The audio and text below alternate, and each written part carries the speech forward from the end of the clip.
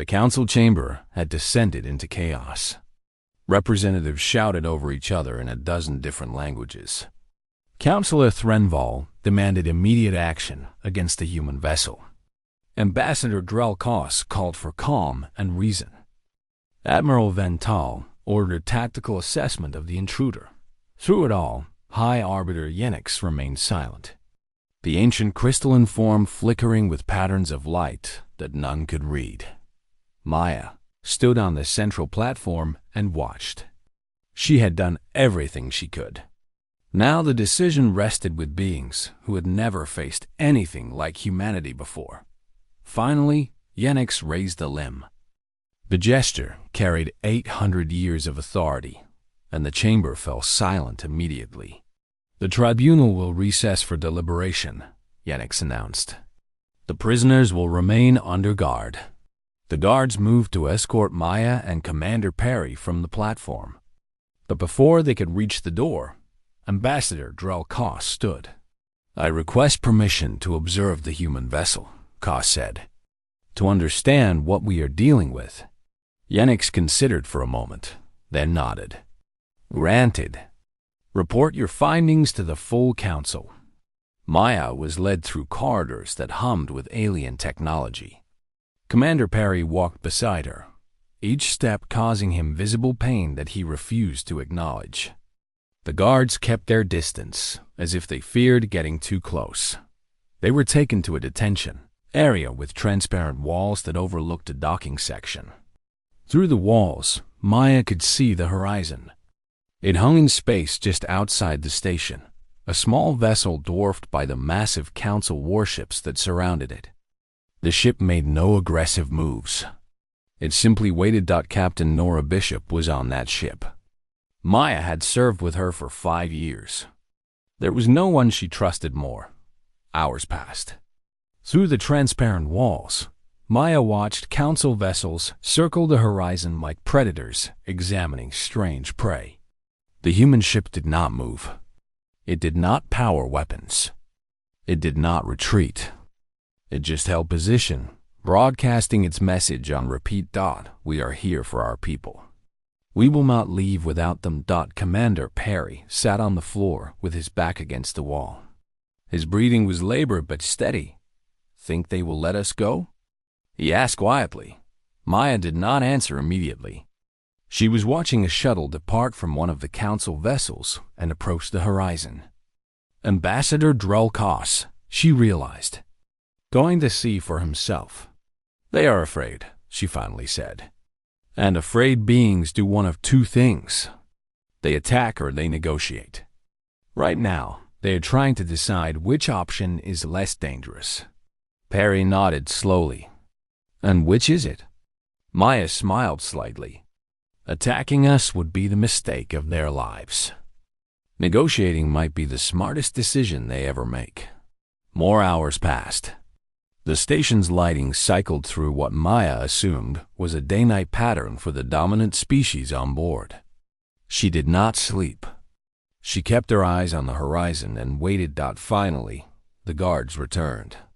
They escorted Maya and Perry back to the council chamber. The atmosphere had changed.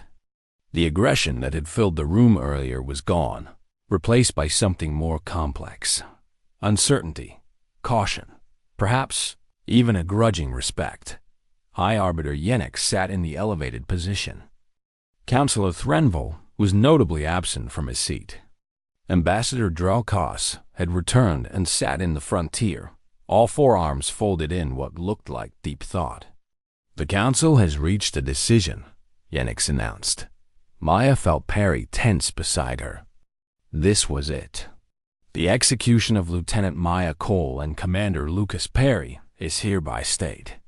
Relief flooded through Maya, but she kept her expression neutral. The ordeal was not over yet. "The human prisoners will be released to their vessel," Yenix continued. "The Galactic Council will open formal diplomatic negotiations with the species known as humanity. Terms will be discussed under protocols appropriate for a newly contacted civilization." Threnval's absence made sense now. The insectoid counselor had lost. "However," Yenix added, the crystalline form pulsing with light. Humanity is hereby classified as a Death World species. All interactions with humans will follow appropriate caution protocols. Their homeworld, Earth, is reclassified from Class 4 to Class 12. Class 12. Maya did not know the Council's full classification system. But from the murmurs in the chamber, that number carried significant weight. The guards removed Maya's energy cuffs. She rubbed her wrists where the metal had pressed against her, skin for days. Ambassador Drelkos approached as they were led toward the exit. The four-armed Selthari walked beside Maya, speaking quietly. "I visited your ship," Kos said. "I spoke with your Captain Bishop." Maya glanced at him. "And what did you learn?" "She told me the same things you told this chamber. About Earth, about humanity, about what you become when you are threatened." Kos paused. "But she also told me other things. About human art, human music, human love. She said your species is capable of great beauty as well as great destruction." Maya nodded.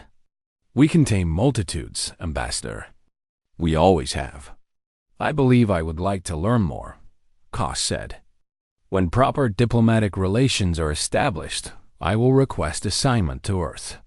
They reached the docking bay where the horizon waited. Through the viewing ports, Maya could see the ship's familiar outline.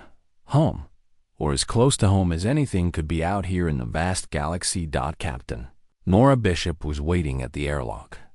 She was a tall woman with gray, streaking her dark hair and eyes that had seen more than most humans ever would. When she saw Maya and Perry, her stern expression softened into something like relief.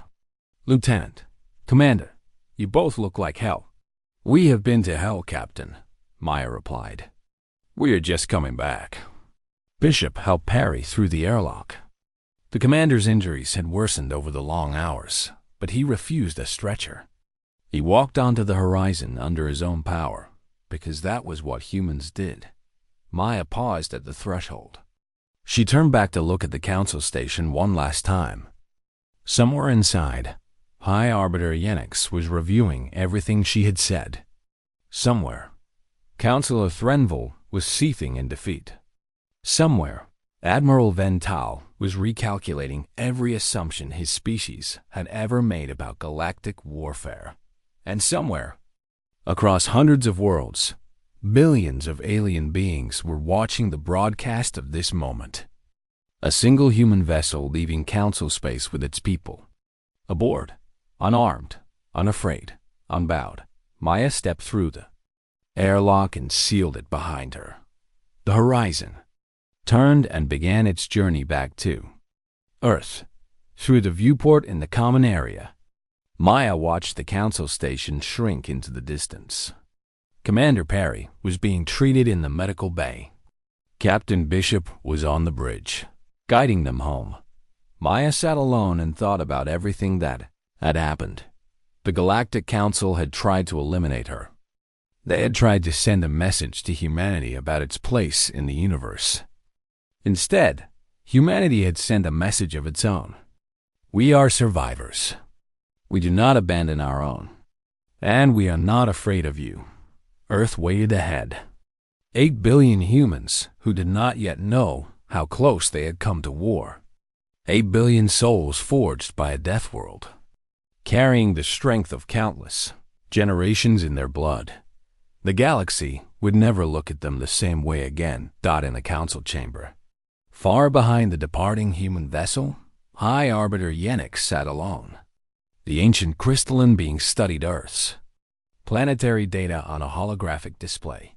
Earthquakes, volcanoes, hurricanes, predators, disease, war, all of it confirmed by the Council's own archives. Class-12, the most dangerous classification the Council had ever assigned to a world capable of supporting life.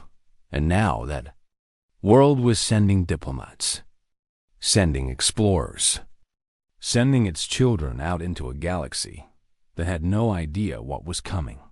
Yenix's crystalline form dimmed as the Arbiter processed the implications. Why have we invited to our doorstep?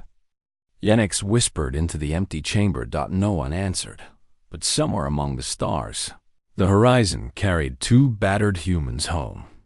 Two survivors of a death world called Earth. Two members of a species that would never stop reaching for the stars. The galaxy was about to change forever, and humanity was just getting started. The atmosphere in the council chamber had shifted. What had begun as a spectacle of dominance had transformed into something else entirely. Maya could see it in the way representatives whispered to each other, in the nervous movements of guards, in the flickering uncertainty within High Arbiter Yenix's crystalline form. But she was not finished yet. "I have told you what Earth is," Maya said. "I have told you what humans are. Now I will tell you what we become when we are threatened." She began walking again, her steps measured and deliberate on the central platform. Commander Perry stood steady beside her despite his injuries. Humans have been at war with each other since before we could write. We fought over territory, over resources, over ideas, over pride. We developed weapons that no sane species would ever create because we needed to defeat other humans who were just as determined and just as dangerous as ourselves. A figure in the upper tiers stirred. Admiral Vental of the Varth Military Command. Maya had noticed him earlier, a hulking figure with gray-armored skin and 4 powerful arms. He had been silent throughout the proceedings, but now he leaned forward with obvious interest. "We split the atom," Maya continued. "Do you know what that means? We unlocked the fundamental force that holds matter together, and we turned it into a weapon. A single bomb, smaller than this platform, capable of destroying an entire city in seconds. Capable of leaving the land poisoned for generations." Murmurs rippled through the chamber. Several representatives looked disturbed. "We created these weapons during a war that lasted only 6 years, but killed over 70 million humans. 70 million. And that was not even our deadliest conflict. We have had diseases that killed more. We have had famines that starved more. And we survived all of it." Admiral Vental rose from his seat. His voice was deep and resonant, carrying the weight of a species that prided itself on military strength. "You mentioned weapons of mass destruction," he said. "The Varth conquered a dozen worlds with armies of 50 million. How many soldiers can humanity field?" Maya turned to face him directly. "There are 8 billion humans on Earth, Admiral." The number seemed to strike the chamber like a physical blow. Vental's armored face showed something that might have been disbelief. 8 billion, Maya repeated. Half of them are fighting age. That means 4 billion potential soldiers. And unlike most species, humans do not require years of training to become dangerous. We can take a civilian and turn them into a functional warrior in weeks, sometimes days. She walked toward the section of the chamber where the military representatives sat. "We do not have the most advanced weapons in the galaxy. We do not have the fastest ships or the strongest armor. But we have numbers beyond your comprehension. And we have something else that your species lacks." She paused. "We have experience killing each other." The words fell like stones into still water. "Every tactic your militaries have developed, we discovered centuries ago and then refined through countless wars, ambush, siege, guerrilla warfare, psychological operations, total war. We have done it all. We have practiced on ourselves for thousands of years. We know how to fight an enemy that is just as smart, just as adaptable, just as determined as ourselves." Admiral Vental slowly sat back down. His expression was unreadable, but Maya noticed that his 4 hands had clenched into fists. "If the Council attacks Earth," Maya said, addressing the entire chamber now, "you will not be fighting a primitive species that does not understand war. You will be fighting experts. You will be fighting a species that has spent its entire existence preparing for exactly this kind of conflict. Counselor Threnville stood again. His voice was shrill with barely contained anger. You are trying to frighten us. This is psychological manipulation. We should execute her immediately and end this farce. I am not trying to frighten you, Counselor, Maya replied calmly. I am trying to save you. Because if you kill me, you will not be sending a message. You will be starting a war that will burn across this galaxy for generations. She turned back to the full assembly. Humans hold grudges. We remember wrongs done to us. We write them down. We teach them to our children. We pass them from generation to generation like sacred texts. If you kill me, humanity will not forget. If you attack Earth, humanity will not forgive. We will come for you. Not today, not tomorrow, but eventually, because we are very, very patient. Ambassador Drell Koss spoke for the first time. The four-armed Selthary's voice was soft, but it carried clearly. You speak of revenge as if it is inevitable. But surely humans are capable of reason, of negotiation. Maya softened her expression slightly. Of all the beings in this chamber, Koss seemed the most willing to listen. We are capable of great compassion, she said. Humans love deeply. We form bonds that last lifetimes. We sacrifice ourselves for strangers. We have built monuments to peace and dedicated our lives to helping others. She paused. But we are also capable of terrible vengeance. The same passion that lets us love also lets us hate. And when we hate, we do not stop until the object of our hatred no longer exists. She looked around the chamber slowly. You have a choice. You can treat humanity as enemies, and we will become the worst enemies you have ever faced. Or you can treat us as potential allies, and we will become the most loyal friends you have ever known. There is no middle ground with humans. We do not do anything halfway. High Arbiter Yenix's crystalline form pulsed with complex patterns. You ask us to spare you based on the threat of retaliation. This is not a defense. This is a threat. It is a statement of fact, Maya replied. I am telling you what will happen if you proceed with this execution. The choice is yours. Before anyone could respond, a chime sounded through the chamber. An urgent communication. High Arbiter Yenix raised one crystalline limb and a holographic display appeared in the air. A ship. A single vessel entering council space. The display showed its configuration, its course, its complete lack of weapons. A human ship, Yenix announced. The diplomatic vessel Horizon. It is broadcasting on all frequencies. Maya felt her heart surge with hope, but she kept her face neutral. The broadcast filled the chamber. A woman's voice, calm and steady. This is Captain Nora Bishop of the Earth vessel Horizon. We are here for our people. We come unarmed, and we come in peace. But we will not leave without Lieutenant Maya Cole and Commander Lucas Perry. We are prepared to wait as long as necessary. The message ended.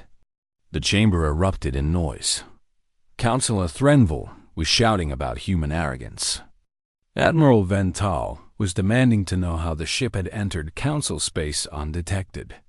Ambassador Drell Koss was studying the holographic display with intense fascination. Through it all, Maya stood perfectly still on the central platform. Commander Perry moved closer to her, his battered face showing the first hint of a smile. One ship, Perry said quietly. No weapons. Flying straight into the heart of enemy territory. Maya nodded. That is what humans do. We do not leave our people behind. Ever. High Arbiter Yenix raised a limb and the chamber slowly fell silent. This changes nothing, Threnville insisted. One ship cannot threaten the council. It is not a threat, Maya said. It is a promise. Humanity will always come for its own. Always. No matter the distance. No matter the danger, no matter the odds, she looked up at the crystalline arbiter. The galaxy is about to learn what kind of species it is truly dealing with. The question is whether you want to learn that lesson as our enemies or our friends. The horizon's marker blinked steadily on the holographic display. A single human vessel surrounded by the vast power of the Galactic Council. And somehow, impossibly, the Council was the one that seemed afraid. The silence in the Council chamber had become heavy. Maya could feel the weight of it pressing down on the assembled representatives. They had come to watch an execution. Instead, they were receiving an education. She continued walking slowly around the central platform, her bound hands clasped in front of her. The energy cuffs hummed against her wrists, but she ignored them. Pain was something humans learned to live with. "I have told you about the weather," Maya said. "I have told you about the earthquakes and the volcanoes. But I have not yet told you about the other inhabitants of Earth." She paused and looked up at the tiers of alien faces watching her. Humans are not alone on our planet. We share it with millions of other species, and most of them can kill us. A ripple of unease moved through the chamber. Ambassador Drulkos, the four-armed Selthari, had taken out a recording device and was capturing every word. "In our oceans, there are sharks. They are ancient predators with rows of teeth that can tear through flesh and bone. They have existed for over 400 million years. They have survived 5 mass extinction events. They are perfect killing machines, and humans swim in the same water with them." Maya saw several representatives lean back in their seats, as if trying to put distance between themselves and her words. "On our land, we have predators that hunt in packs. Wolves, lions, hyenas. They work together to bring down prey much larger than themselves. Humans learned to do the same thing. We learned from the best killers on our planet, and we became better." She turned to face Counselor Threnville directly. The insectoid was watching her with compound eyes that reflected the chamber lights. "We have bears on Earth, Counselor. Massive creatures that can weigh over 600 kilograms. They can run faster than humans. They can climb trees. They can swim. They have claws that can tear through metal. And some humans actively seek them out for sport." Threnville's antennae twitched nervously, but he said nothing. "We have crocodiles that have remained unchanged for 200 million years, because evolution could not improve on their design. We have venomous snakes whose bite can stop a heart in minutes. We have spiders whose poison dissolves flesh from the inside. We have insects that carry diseases capable of killing millions." Maya stopped walking and stood perfectly still in the center of the platform. "But the most dangerous predator on Earth is not any of these creatures. It is us, humans. We rose to the top of a planet filled with killers, and we did it without natural weapons. No fangs, no claws, no venom, no armored skin. We won with our minds. We won with our endurance. We won with our absolute refusal to accept defeat." The chamber doors opened suddenly. 2 more guards entered, escorting a human male between them. He was tall and broad-shouldered, with short brown hair and bruises visible on his face. His uniform was torn and stained, but he walked with his back straight and his head high. Commander Lucas Perry. Maya had been wondering when they would bring him in. "Ah, High Arbiter Yennik said. The other human prisoner? Bring him forward." The guards pushed Perry onto the platform beside Maya. He stumbled slightly but caught himself. When he looked at Maya, she saw no fear in his eyes, only determination. This one was resistant during interrogation, Warden Sorix announced from the side of the chamber. He seemed pleased with himself. He required significant persuasion before he would speak. Maya looked at Perry carefully. 3 cracked ribs, she estimated. Probably a concussion. Definitely internal bruising. And yet he was standing. He was functional. He was ready. "Tell me, Warden," Maya said loudly enough for the entire chamber to hear. "How long did you interrogate him?" Sorix's yellow eyes narrowed. 4 days. 4 days, Maya repeated. She turned to address the assembly. "You tortured this man for 4 days. You broke his bones. You damaged his organs. And look at him. He is standing right now. He will be fully healed in a matter of weeks. A few months at most." She gestured toward the gathered representatives. "How many of you could survive 4 days of what he endured? How many of your species could walk under their own power after such treatment? How many would still be alive?" No one answered. The silence was answer enough. "Human bodies are designed for damage," Maya continued. "We heal from wounds that would kill other species. We can lose limbs and continue fighting. We can function with damaged organs, with broken bones, with injuries that should be fatal. Our bodies just keep going because that is what evolution on a death world demands." Commander Perry spoke for the first time. His voice was rough from days without water, but it carried across the chamber. "I have a punctured lung," he said calmly. "I can feel it with every breath. And I will still be standing when this tribunal is over." High Arbiter Yenix leaned forward. The crystalline body flickered with complex patterns of light that Maya could not interpret. "You claim humans can survive severe injuries," Yenix said. "This is documented in our medical files. But survival is not the same as threat." Maya nodded. "You are right, Arbiter. So let me tell you about human endurance." She began walking again, circling the platform with slow, deliberate steps. "Humans can run for days without stopping. Not hours. Days. Our ancestors hunted by simply following prey until it collapsed from exhaustion. We call it persistence hunting. We do not need to be faster than our prey. We just need to never stop." She paused beside Perry and placed her bound hands on his shoulder. "We can survive without food for weeks, without water for days. We can push through pain that should make us collapse. We have a psychological trait that your databases probably noted but did not understand. We call it stubbornness. Others call it determination. It means we do not stop, ever, for any reason. We keep going until we achieve our goal or we die trying." Councillor Threnville rose to his feet. His mandibles clicked together rapidly. "Enough of this. We have heard enough human boasting. The execution must proceed." "I am not boasting, Counselor," Maya said quietly. "I am warning you." The words hung in the air. Threnville froze. "Every trait I have described exists because Earth required it for survival. We did not choose to be this way. We were forged by a planet that tried to kill us every single day. And we are still here. Billions of us, all carrying the same unbreakable will to survive." She looked directly into Threnville's compound eyes. "You say humanity is dangerous. You are correct. We are the most dangerous species in this galaxy.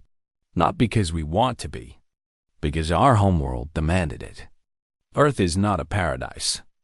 It is not a garden world. It is not a comfortable place where life evolved in peace." Maya's voice dropped to something barely above a whisper, but the chamber's acoustics carried every word. "Earth is hell, and we are the survivors of hell. Every single human alive today carries the legacy of millions of years of suffering and death and struggle. We do not fear your counsel. We do not fear your weapons. We do not fear death." She spread her bound hands as far as the energy cuffs would allow, "because we have faced far worse than anything you can threaten us with. And we are still standing." Commander Perry straightened beside her despite the pain it must have caused. He looked out at the assembled representatives with eyes that held no surrender. 2 humans, battered, bound, condemned, and not a single being in the chamber doubted that they were dangerous. The council chamber was enormous. It stretched upward in a massive dome that seemed to touch the stars themselves. Seats rose in circular tiers around a central platform, filled with representatives from hundreds of alien species. Some had scales. Some had fur. Some had bodies made of crystal or gas or things that Maya could not even identify. All of them had come to watch a human die. Maya stood on the central platform with her hands bound in front of her. Energy cuffs hummed around her wrists, strong enough to restrain species far more powerful than humans. 2 guards flanked her, their weapons pointed at her back. The broadcast drone circled overhead, capturing every angle for transmission across the galaxy. High Arbiter Yenix presided over the tribunal from an elevated seat at the front of the chamber. The Arbiter was ancient, a crystalline being whose body refracted light into rainbow patterns. Yenix had served the council for over 800 years and had never once shown mercy to a condemned prisoner. "The tribunal will come to order," Yenix announced. The Arbiter's voice resonated through the chamber like the sound of wind chimes made of glass. "We are gathered to witness the execution of the human known as Maya Cole. She stands accused of espionage, of threatening galactic security, and of representing a species deemed too dangerous to exist beyond their native system." Maya listened to the charges without expression. She had expected all of this. She had planned for it. Councillor Threnville stood from his seat in the front tier. His compound eyes gleamed with satisfaction. "The evidence against this human is overwhelming," he declared. "She was captured during what her people called a peace summit, but which was clearly an attempt to infiltrate our systems and gather intelligence. Our very presence here proves that humans cannot be trusted. They must be contained. And this execution will ensure that they understand the consequences of defiance." Murmurs of agreement rippled through the chamber. Maya saw heads nodding among the gathered representatives. They had already made up their minds. They saw her as a pest to be eliminated. Nothing more. High Arbiter Yenix turned those ancient, crystalline eyes toward Maya. "The condemned may speak. Her final words before sentence is carried out." This was the moment Maya had been waiting for. "I do not wish to speak final words," she said. Her voice was calm and clear, carrying across the silent chamber. "I wish to invoke the right of evidence." The chamber went still. Even Yenix seemed surprised, the light within the Arbiter's crystalline body flickering slightly. "The right of evidence has not been invoked in 400 years," Yenix said slowly. "But it still exists in council law," Maya replied. "Article 7, Section 12. A condemned prisoner may present evidence in their own defense before execution. The tribunal must allow this evidence to be heard in full." Threnville rose to his feet angrily. "This is a delay tactic. She is simply trying to postpone the inevitable." "The law is the law," Maya said, looking directly at the High Arbiter. "Will the council break its own rules in front of the entire galaxy? What message would that send?" The broadcast drones hummed overhead. Billions of beings across hundreds of worlds were watching. Yenix understood the situation immediately. Refusing would make the council appear afraid of whatever a single human had to say. "The right of evidence is granted," Yenix announced. "The condemned will present her defense. But be warned, human. When you are finished, the execution will proceed." Maya nodded. She had expected nothing less. She turned slowly, making eye contact with as many representatives as she could. In the front tier, she noticed a 4-armed figure leaning forward with visible interest. Ambassador Drulkos of the Selthari people. Maya had read about the Selthari. They were known for their curiosity and their willingness to question established beliefs. If she could reach anyone in this chamber, it would be someone like Kos. "You have sentenced me to die because you believe humanity is dangerous," Maya began. "But you do not understand why we are dangerous. You do not understand what made us this way. So I'm going to tell you about Earth. She paused to let the silence build. Earth is 70% water, but humans cannot drink salt water. It will kill us. It will kill us. So 70% of our planet is covered in something that looks like a resource, but is actually a threat. We had to learn to find fresh water, to purify it, to transport it across vast distances. We had to fight for every drop. A few representatives shifted in their seats. This was not what they had expected. Earth is no stable climate, Maya continued. We have frozen wastelands at the poles, where temperatures drop so low that exposed skin dies in minutes. We have deserts at the equator, where the heat can kill in hours. We have everything in between, and all of it tries to kill us in different ways. Ambassador Drelkos was leaning so far forward that he was nearly out of his seat. His forearms were clasped together in what Maya recognized as the Selthari gesture of intense focus. Most of you come from regulated worlds, Maya said. Worlds with stable temperatures. Worlds without extreme seasons. Worlds where the weather follows predictable patterns. She shook her head slowly. Earth is not like that. Our weather is chaos. Hurricanes form over the oceans and tear across coastlines with winds that can level cities. Tornadoes drop from the sky without warning and destroy everything in their path. Floods drown entire regions. Droughts starve millions. The chamber had gone completely silent. Even the gods behind her seemed to be listening. And that is just the weather, Maya said. The planet itself tries to kill us.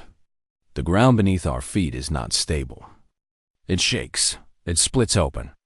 It swallows buildings and roads and people. We call them earthquakes. They happen thousands of times every year. A representative from a species Maya did not recognize made a sound of disbelief. Maya turned toward them. Your homeworld has a solid crust, she said. I can see it in your expression. You have never experienced the ground moving beneath you. You have never felt the world itself betray you.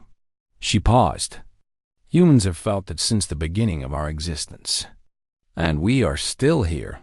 She began to walk slowly around the platform, her bound hands held in front of her, her eyes moving across the assembled representatives. The mountains on Earth vomit fire. We call them volcanoes. They erupt and bury entire cities in ash and molten rock. The skies fill with poison. The sun disappears for months. Crops die. Animals die. People die. She stopped walking and faced the High Arbiter directly.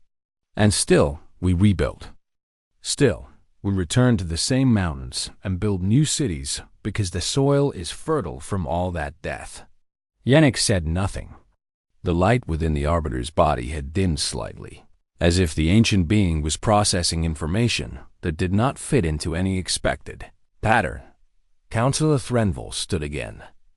These are exaggerations. No species could survive on such a world. Maya smiled. It was not a warm smile. And yet here I stand, Counselor, a living, breathing product of that world. You look at humans and see soft skin and fragile bodies. You see a species without claws or fangs or venom. You think we are weak. She shook her head slowly. We are not weak. We are forged. Every human alive today is the descendant of survivors. We carry the strength of countless generations who faced everything Earth could throw at them and refused to die. She turned back to the silent chamber. You wanted to know why humanity is dangerous? Now you are beginning to understand. Earth is not a cradle. It is a crucible, and the fire never stops burning. The broadcast drones continued their silent orbit overhead. Across the galaxy, billions of beings watched and listened. Then, for the first time, they began to wonder if the Galactic Council had made a terrible mistake. The cell was cold and gray, built from metal that hummed with a faint energy field. Maya Cole sat on the thin sleeping platform and stared at the wall across from her. She had been here for 6 days now. 6 days since the Peace Summit fell apart. 6 days since the Galactic Council decided that humanity was a problem that needed to be solved permanently. She heard footsteps approaching. They were clicking sounds, sharp and precise, the kind made by hard insectoid legs on metal flooring. May did not move from her seat. She already knew who was coming. The energy barrier at the front of her cell flickered and became transparent. Councillor Threnval stood on the other side, his tall insectoid body casting a long shadow into her cell. His compound eyes reflected the dim lighting in dozens of tiny images. Behind him stood Warden Sorix, a scaled reptilian creature with yellow eyes and a mouth full of sharp teeth. "Human," Threnval said. His voice was thin and buzzing, translated through a device on his chest. "I have come to inform you of the Council's decision." Maya looked up at him slowly. She did not stand. She did not show fear. She simply waited. Threnval seemed annoyed by her lack of reaction. He clicked his mandibles together in what Maya had learned was a sign of irritation among the Keth Ari species. The Galactic Council has determined that humanity poses an unacceptable risk to galactic stability, he continued. Your species breeds too quickly. You adapt too fast. You show a disturbing resistance to conditions that would eliminate other species. The Council has decided that Earth must be contained within its solar system. Any human found outside those boundaries will be terminated. Maya remained silent.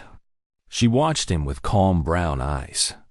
To deliver this message to your world, we require a demonstration, Threnval said.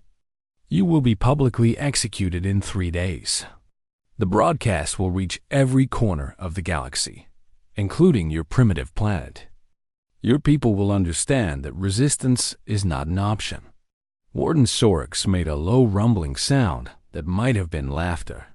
His yellow eyes fixed on Maya with cruel amusement. Still, Maya did not react the way they expected. She did not beg. She did not cry. She did not rage against the barrier. Instead, she tilted her head slightly to one side and asked a simple question. Have any of you ever actually been to Earth? Threnval's compound eyes flickered. The question seemed to confuse him.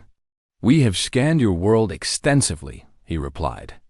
We know everything we need to know. It is a small planet orbiting a yellow star. Mostly water. Moderate temperatures. Standard Class 4 world. Nothing remarkable. Maya smiled. It was not a friendly smile. It was the kind of smile that made Warden Sorix shift his weight uncomfortably. Class 4, she repeated. Is that what your scans told you? Your planet's classification is not relevant to this discussion, Threnval snapped. You are a condemned prisoner. Your execution will proceed as scheduled. Maya stood up slowly. She was not a tall woman. She was average height for a human female, with dark hair pulled back in a practical style and a face that showed no signs of the fear she should have been feeling. She walked to the energy barrier and stopped just inches from it. The field hummed between her and Threnval. When I was 12 years old, Maya said quietly, a hurricane hit my hometown. Do you know what a hurricane is, Counselor? Threnval did not answer. His antennae twitched with uncertainty. It is a massive storm, Maya continued. Winds that can reach over 200 kilometers per hour. Waves that flood entire cities. They happen every year on Earth, sometimes several times a year. She paused to let that sink in. The hurricane destroyed my house. It killed my dog. It put my mother in the hospital for 3 weeks. And do you know what we did after that, Counselor? We rebuilt. We went right back to the same spot, and we built a new house. Because that is what humans do. Threnval made a dismissive clicking sound. A storm is hardly impressive. Many worlds have storms. Your homeworld has storms that reach 30 kilometers per hour, Maya said. Anything stronger is considered a natural disaster that requires evacuation of entire regions. I read about it in your species database. The Cathari are very proud of their climate-controlled cities. The counselor's antennae went rigid. He had not expected her to know anything about his species. 30 kilometers per hour, Maya repeated.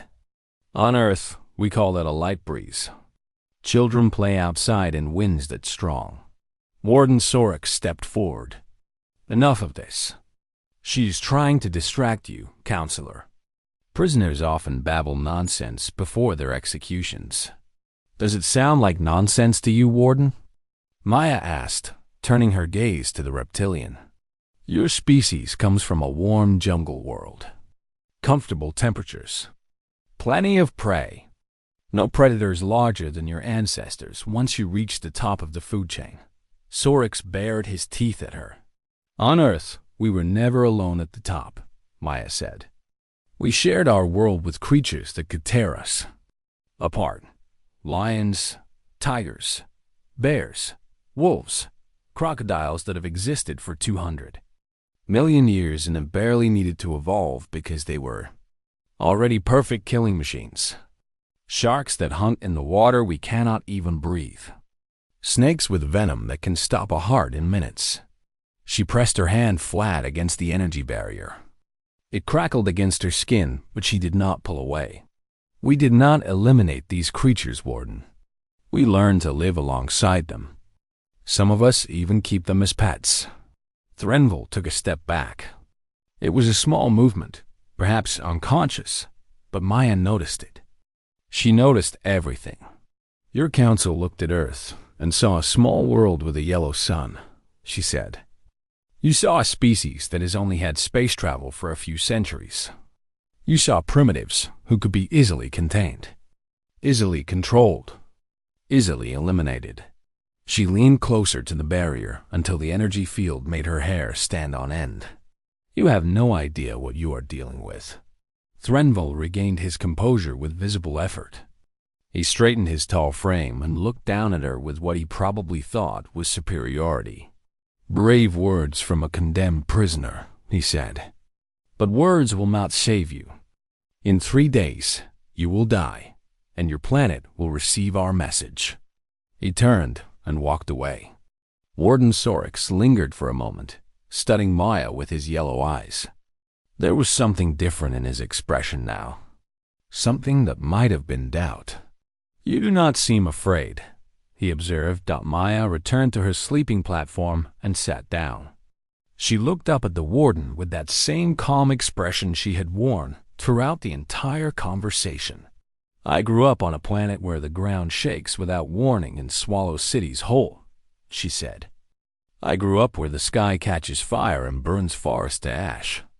I grew up where the water rises without mercy and drowns everything in its path. I have faced worse than your council, Warden. Much worse.